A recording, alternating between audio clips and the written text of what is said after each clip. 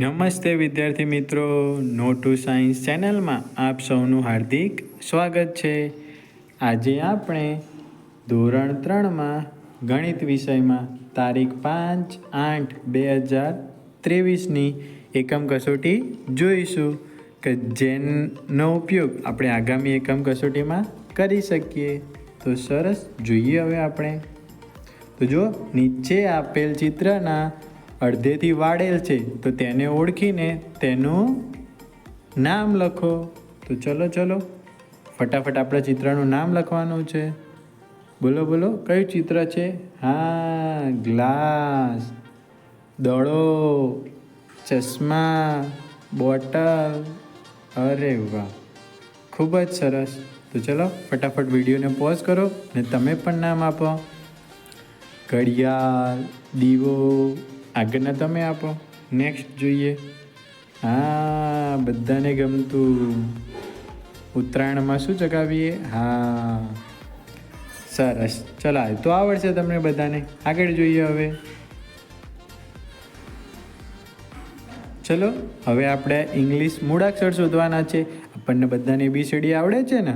તો કયો શબ્દ બનતો છે એ આપણે જોવાના છે. તો જો અહીંયા બને વી, અહીં બનશે એન, અહીં બનશે ઈ, અહીં બનશે વાય, અહીં બનશે ડબલ્યુ. તો ચલો, બધાને આવડશે આ તો સરસ. ચલો ફરીથી નીચે આપેલી સંખ્યાઓને શબ્દોમાં લખો.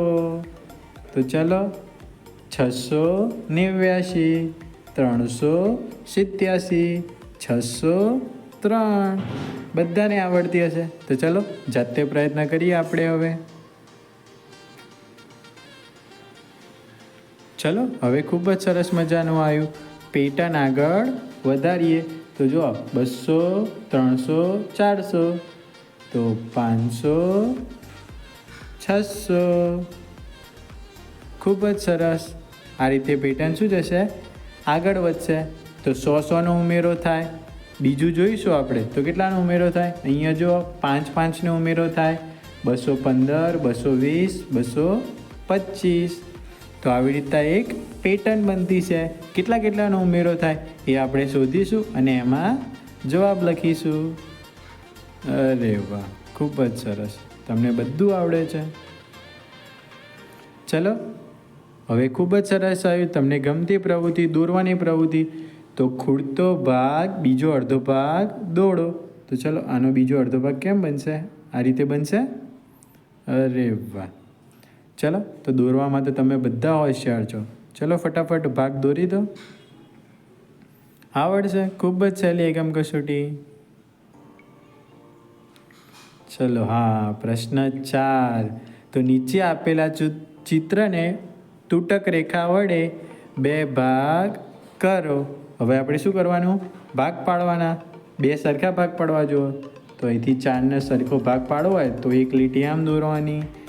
જો ગોળ તો એને ભાગ પાડવો હોય તો હા, એમને ભાગ કેમ પાડીશું? આ રીતે.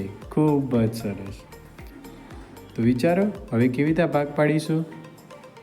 ચોરસને ભાગ કેમ પાડીશું? આ રીતે લીટી દોડતા. અને આમ પણ લીટી દોડી શકાય, આમ પણ લીટી દોડી શકાય.